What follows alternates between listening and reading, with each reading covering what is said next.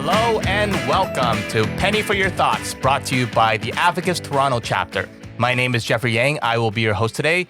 And today we have a very special guest. You always know when he's in the room because he brings tremendous energy to wherever he goes. The man, the myth, the legend himself, Reh Bhanji, host of the Discovery series at Desjardin. Oh, Welcome, you're so kind, Jeffrey. And now I have to bow to you because you literally are the best dressed exec in all of Canada. Thank you. Appreciate that. Got to rep the bow tie, right? So I'm sure we might get into that later on. But super excited to have you on the podcast. Welcome.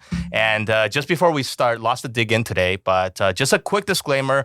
All opinions expressed on this podcast are our own personal opinions only, are not reflective of our respective organizations. And big thank you to our chapter sponsors for making all of this possible. And extra big shout out to Desjardins because they are our platinum sponsors this year. So thank you so much for your support and everything I do for your chapter. No, it's amazing to partner up with the Advocis Toronto chapter. And as a former board member back in 2007, kudos to all of you for putting on the best events in all of Canada. We're also big fans of yours. Thank you. Really appreciate that. No, that's high praise for sure. Today, we're going to be talking about the concept of selling with storytelling, right? So what advisors can do to kind of enhance their client attraction and deepen their client experiences by storytelling, the science and the art of being able to tell stories and layer that in, right? So super excited to have you with us because there's no person in the world more suited to that topic than yourself. And I mean that quite genuinely. You have it down to a science. So, and obviously you host your own podcast series as well, the Discovery series. What I love about your series is that you have a real passion for really kind of highlighting the story of all of your guests and kind of really putting that in the spotlight. So, lots to talk about there, but maybe before we get into things, just for the audience at home, maybe talk to us a bit about yourself and how the Discovery series kind of came to be. Sure, absolutely. So just like yourself, Jeffrey, in your journey, started my career as a financial advisor, moved into wholesaling with Desjardins, met so many people, but the embryo of Discovery series, like all good things, started during COVID. Of course. Right? Because we were all stuck and we were digitized. Yeah. And what I was witnessing in the industry, Jeffrey, was a lot of monologue and not a lot of dialogue. And what I felt was I wanted to know a little bit more about the story and the journey of people so I could get to know them and their why so I could be inspired. So I was reading this book, and the book was about the client journey. And the very, very first chapter said the word discovery. Okay. Because it was all about the discovery of a client. So light bulb moment, it hit, and I started to tether, okay, well, what if we get peer-to-peer advisors sharing their best practices? And it was more than that. It was about their journey. It was about how they found clients. It was about their sales approach. It was about how they work with their clients to get to solve the problems.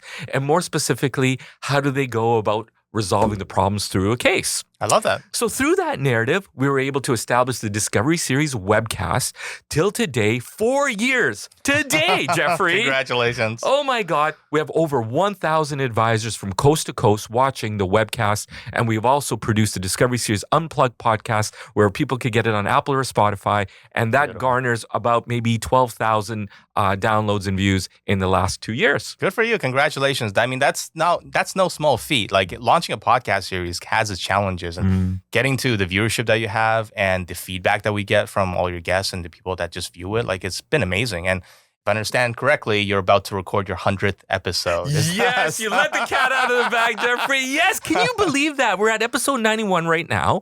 And ultimately, we're 9 episodes away from 100. Now, this is so exciting because, I know we're going to get into like some podcasts, but Jeffrey, I got a quiz question for you. Definitely. In the entire world, how many active podcasts are there? Take a guess. Thousands, hundreds of thousands, I'm sure. It's 4.2 million. Okay. Now, United States, they have the lion's share at about 1.9 million.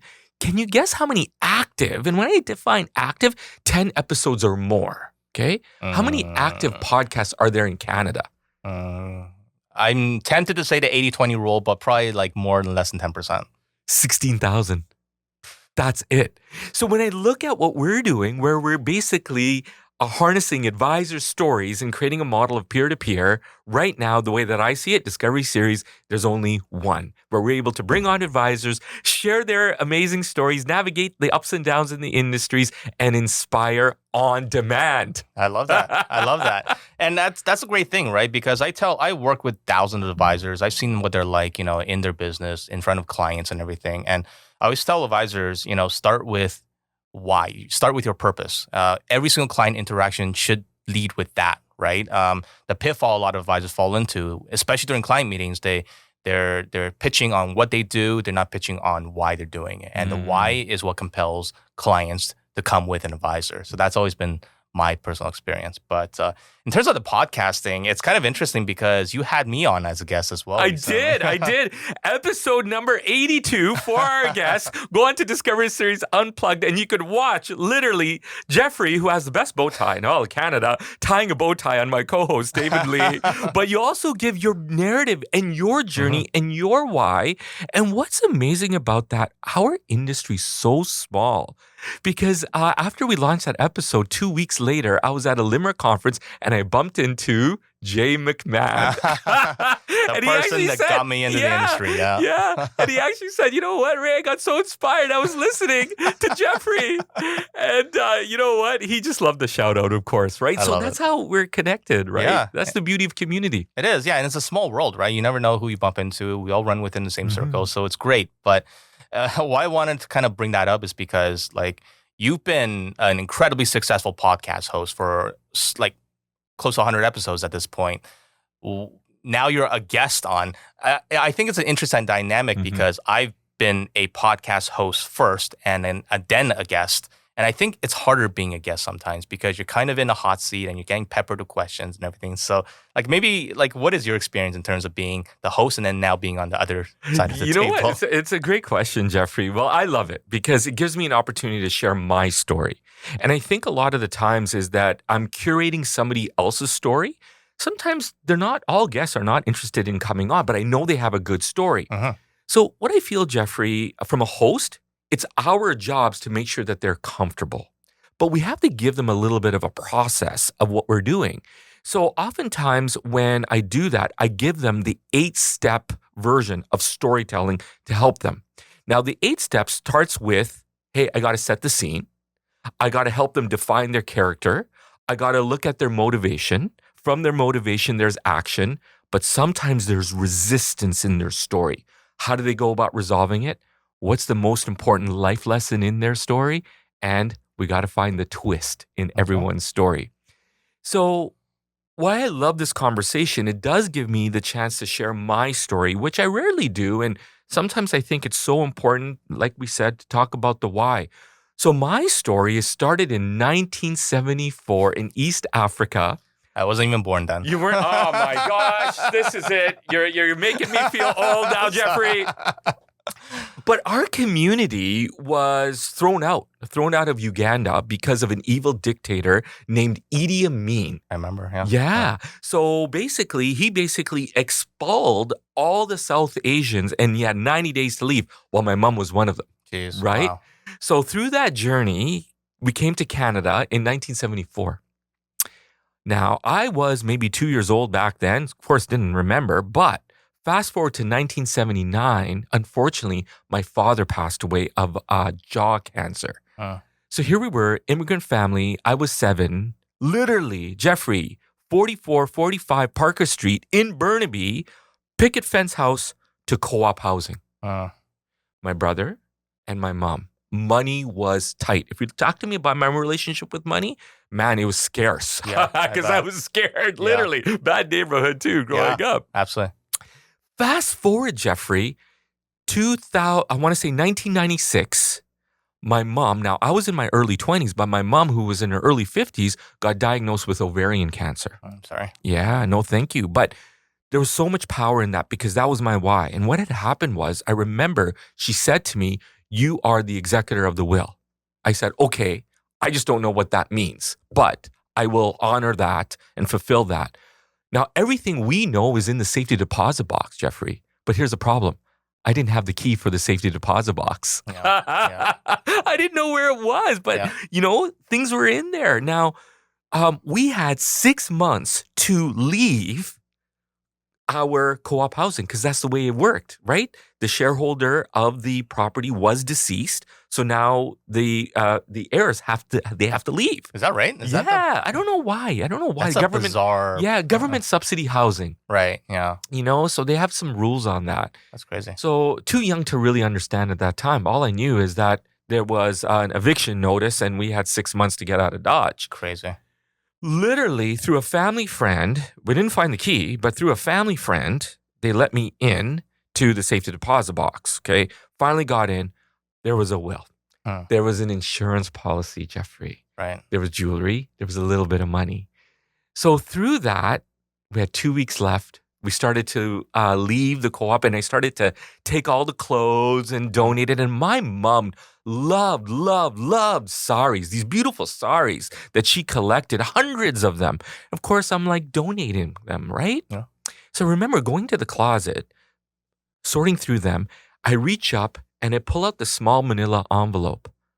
Jeffrey, I open it up, and there was the key to the safety deposit box. That's incredible. What I learned is that if I understood my mom's passion, I would have found my purpose. I like that. I like that a lot. And then I see an ad in the newspaper, life licensed advisor, Imperial Life, looking for employment. Jeffrey, I applied and I got a job. There you go. And here you are today, right? And it was Desjardins, of course. So that's how I started my career because I had a story to tell. That's crazy. And you've been with Desjardins for 25 years. 25 years. Yeah. Congratulations on that long storied career. So thank you for sharing that because, thank you because you shared that with me previously in the past. And I thought it was just an incredible story. So I'm glad we're able to get that out to our viewerships at home because it is a very powerful, compelling why for what you do. And I can tell, like, your passion for the industry really seeps through in everything that you do, right? Yeah. So. Well, Jeffrey, one thing that you do nicely is you talk about the concept of the why. So I recently got certified as an Ikigai coach. And what an Ikigai coach is, it's about the Japanese concept of finding meaning to your life through reason of being or purpose. So if we take the Japanese concept of Iki, it actually means life. And the concept of Gai means value. Jeffrey, what do we ensure? Yeah. Life's value. Yeah. What are we trying to demonstrate in front of our clients? Life's value. Well, that's the concept of Ikigai. Now, Ikigai goes into 4 frames, all right? And see if you could answer these 4 frames for me as we go along. All right. Number 1, what do you love and what are you passionate about the most in this planet? The people close to me, making sure, loved ones are taken care of and are happy. Beautiful. Okay. The next question, your talent. What is your superpower? Connecting with people and communication, I would say. And that's why I'm the communication chair. Fantastic. This one's a tough one. What do you feel the world needs more of? Connection. That's a pretty easy one. I think people, especially on social media, get too easily siloed and they get into their own echo chambers and they need to figure out like connecting with other people goes a long way in life. Fantastic. The last question, what's your economic engine? Now, it doesn't always have to be money. It could be mastery in craft. It could be love for family. It could be spirituality. It could be adventure. But what is your economic engine that motivates you? Relationships. I genuinely think relationships are we didn't rehearse this, by the way. This is the first time I'm getting these questions. Relationships are the currency of life, right? Like we live in a society, we're all interconnected, like being able to meet people and connect with people and make those connections and meaningful connections too, I think goes an incredibly long way in life. So what I'm gathering by the simple conversation, your purpose is to connect those relationships. And I believe in your role with FH, you do a masterful job at that. Every time I talk to people about Jeffrey, they always say he's such great at relationships and he's a connector. Yeah. So that's your purpose, absolutely. Is it? Yeah, absolutely. That's amazing. That's Ikigai. That's incredible. I got out of me within 2 minutes there. So right. And that's what we go through our journey is that we have to discover what I call our passion compass. So our passion compass is 4 quadrants, right? It's our sociability, it's our creativity, it's our intellect, and it's our physicality. So if you think about what we're trying to do in our journey through life, your compass changes. Huh. So where does your compass fall now? And what are you excited about to make sure your compass is going in the right direction? Right. So through the concept of Ikigai and the journey, to get to someone's story, what is their purpose? Interesting. Now, walk me through that because obviously you've been tangentially doing this for your 25-year career at Desjardins. Like, talk to me about, the concept of Ikigai and I guess how it formalizes that approach and how you found it helpful in your interactions with advisors. Because Yeah. I'm like the Japanese, they're very good at what they do, right? So this is a really this is a really interesting concept to me. Well, it actually comes back to another story I want to share, and this might get a little emotional for me Yeah. if you don't mind. Absolutely. Last year at this time, I got another call, and this time it was with my mother-in-law. Now, my mother-in-law, we love each other dearly. Now, she was 75 at the time, but the call was this: Ray, I have some bad news. My cancer came back. I'm sorry. Now, no, thank you. So at that particular time, we were faced with the most critical decision, Jeffrey, and maybe you've experienced it in your life. And the decision was, should I go through chemo or no chemo at age, right? It's difficult. And it was stage 4 breast cancer. Yeah. So I remember driving to the hospital before that she had to make that decision. And it was the Brampton Hospital. I'm like, what am I going to talk to her about? What am I going to talk to her about? I literally sat down and I asked her this one question: have you fulfilled your life's purpose? For the entire day, she was sharing her story. And you know what she was talking about? Her passion and love for family. Huh. Her mastering craft for cooking. She literally cooked for money. She made more money in cooking at retirement than she did as a dry cleaner. Good for her. Okay. She cooked beautiful African dishes. Yeah. What she felt the world needed was faith Hmm. and love of God. And ultimately, her economic engine wasn't necessarily money. It was community, because that's what she was a part of. She was trying to build a community for herself. I love that. And the entire day, she's sharing me story after story after story. I walked away thinking she's going to make the decision by herself. And you know what she did after that conversation? No chemo. Huh. Sadly, she passed away in October 2024. But what I knew was that she found her purpose. And that's the concept of Ikigai. That's very powerful. My condolences. No, but thank you. That's an Thank you. incredible story.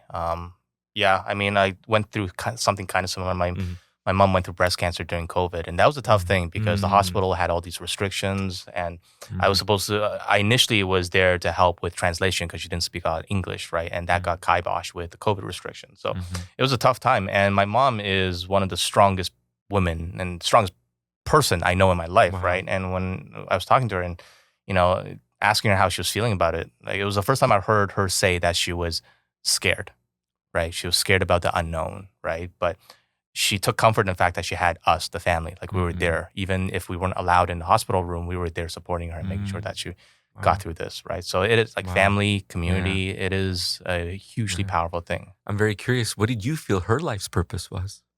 Well, it's funny because my parents, and I shared this on the podcast before, my parents immigrated here. Like I was born in Taiwan. We came here. They both had wildly successful careers in Taiwan, but kind of gave that up to give me and my sister a better opportunity in Canada, right? And I'm eternally grateful for that, right? So she didn't end up with another job. She ended up just being a stay-at-home mom just to make sure that she was there for us as a family. And I'm eternally grateful for that because it's sacrifice, but it's a beautiful sacrifice, right? Yeah. I wouldn't be here today if it wasn't for my parents, right? For my mom, right? Yeah. So didn't mean to get emotional there, Jeffrey. Thank you for but that. that's what storytelling does, it is, right? Yeah. So in terms of how we can apply this to advisors, right? Like what are you hearing from advisors, and what is the reluctance to kind of get into, be vulnerable, share these stories? Because to my earlier point, a lot of them tend to be very transactional. Right. And I think you nailed it down. And there's a book that I'm going to reference by Donald Miller, and it's called Your Brand, Your Story. And for our audience, please get a copy of that amazing book. And Jeffrey, what it does, it talks about the concept of brand. And here's the notion.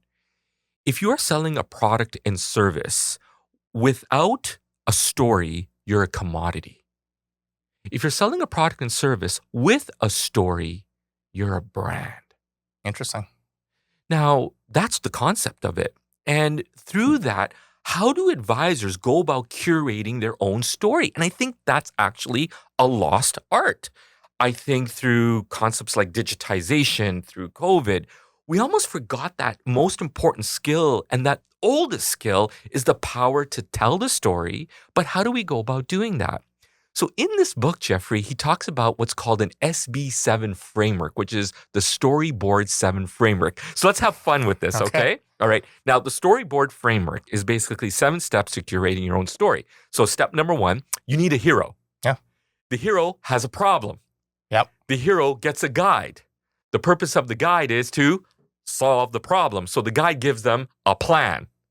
Either the hero takes the plan, there is success. If the hero doesn't take the plan, there is failure. Yep. And most important part, what is the call to action? Okay. That is the 7 steps of storytelling, Jeffrey. Interesting. Now, hey, give me one of your favorite movies that you love of all time. Ooh, okay. It would have to be The Matrix. Matrix, one of my favorites. I love Keanu Reeves, right? Solid guy. Okay. So let's role play, okay? Who's the hero in The Matrix? Neo. Okay, why? Because he is the chosen one in that world to liberate the people from the oppression of the Matrix and the There we machines. go. So you've already identified the villain, right? Yeah, That's absolutely. cool. Okay, great. What's his problem? Well, he was kind of going through an existentialist crisis, right? Like he didn't want to not have free will and live within the oppression of the Matrix, right? And he always knew that there was kind of something wrong with the world that he was living in, but he didn't know what it was, so. That's cool. So the hero has 4 issues going on. And think about our clients. The hero has the villain. So in his case, there's a villain. The hero has an internal struggle. The hero has an external struggle. Then the hero develops a philosophy. So how would you answer those 4 questions? So give them to me again. Yeah. So the first one, the villain? the villain, the machines, the Matrix. Absolutely. Yeah. The internal struggle? Struggling with the concept of having free will and agency over his actions. The external struggle? Trying to escape the Matrix and getting some control back. As a result, what's his philosophy at the end of the movie?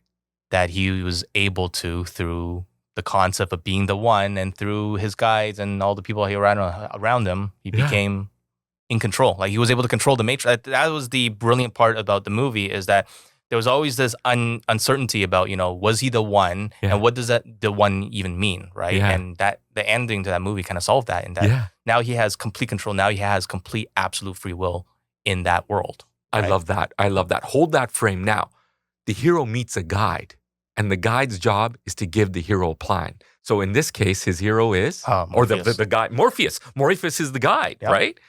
Now, what kind of plan does Morpheus give?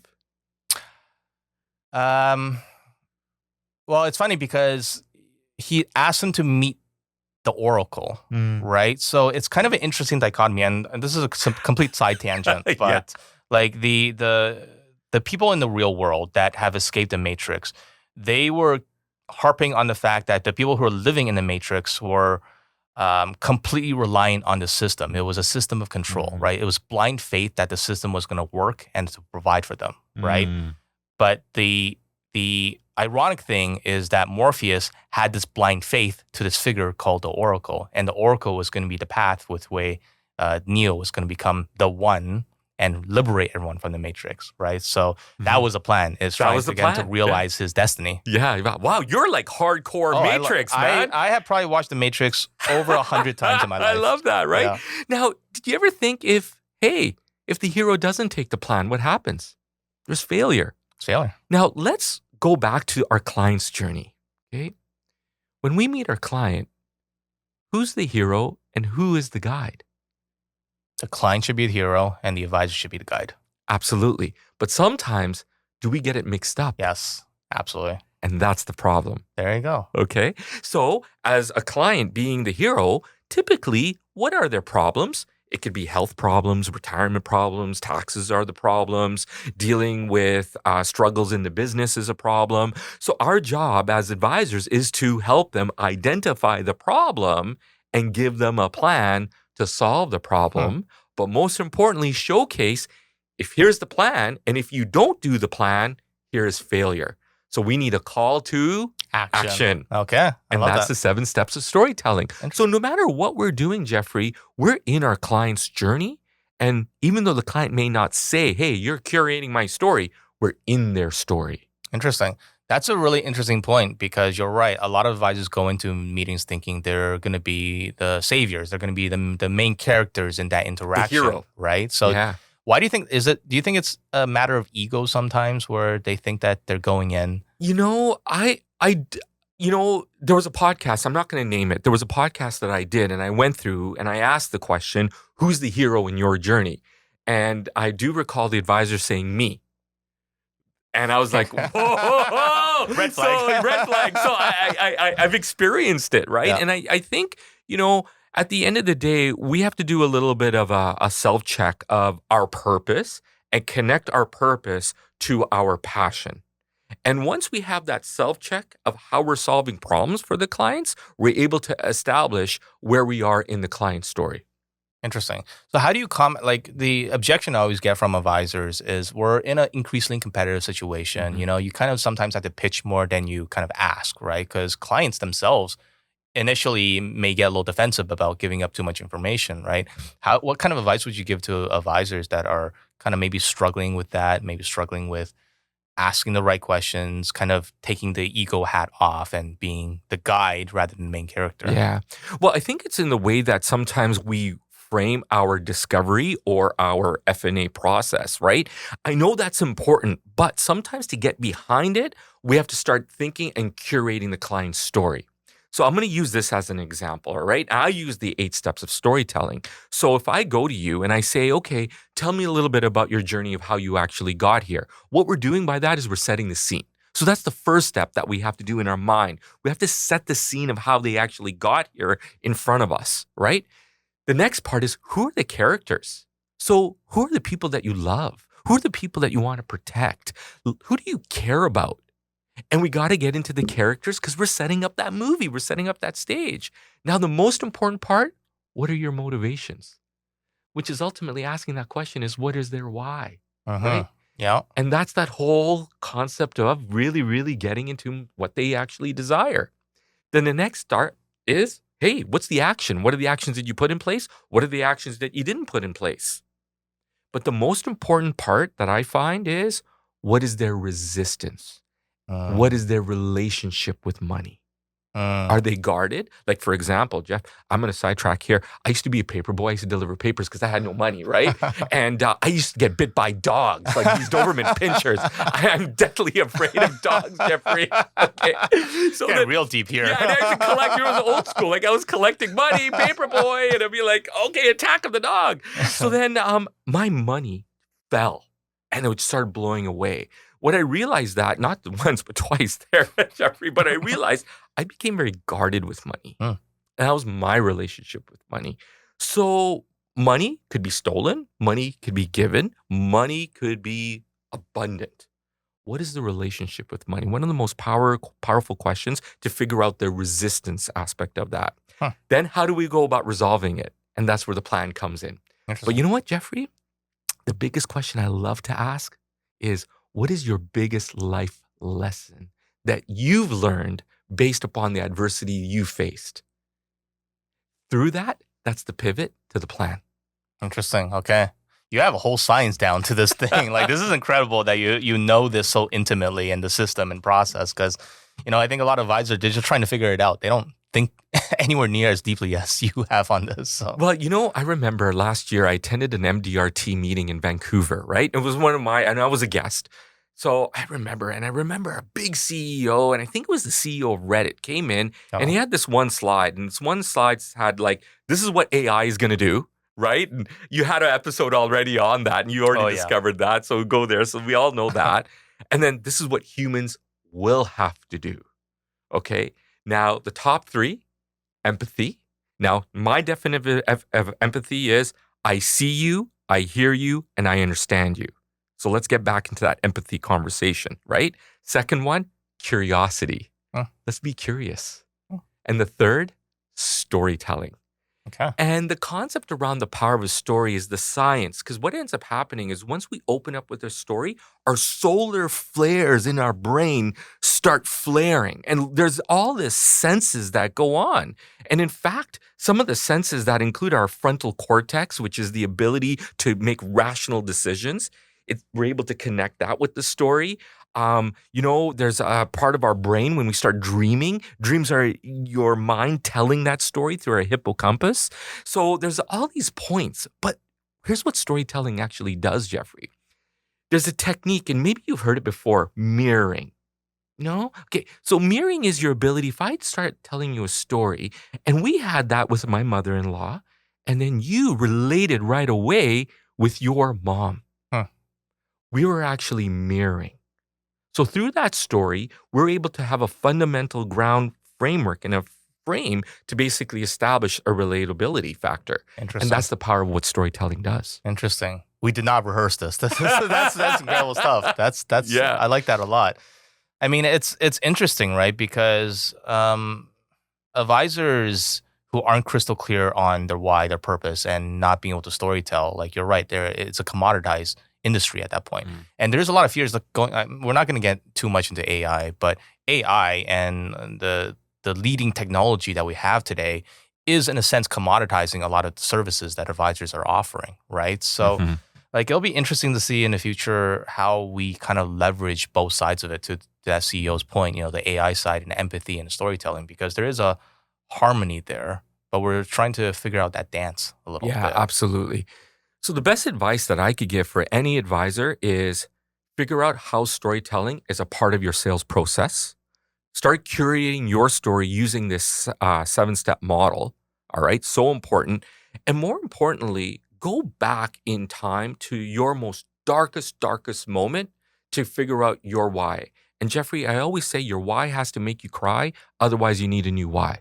I like that. You could use it as copyright. Yeah, I like that. Copy. All right. I like that. Yeah. So most importantly, Jeffrey, I think this is what advisors have to do is start branding yourself with your story, because then it becomes memorable. It becomes relatable. You're able to connect. And through that, you're able to build the community. Goes back down to the Ikigai concept. I love that. Yeah. I mean, I've said that multiple times, many times over the years to advisors, right? Like one most impactful things that I ever saw when I first started out as an advisor is Simon Sinek's The Power of the Why, the golden circle, right? You had the 3 concentric circles, the why in the middle, the how, and the what.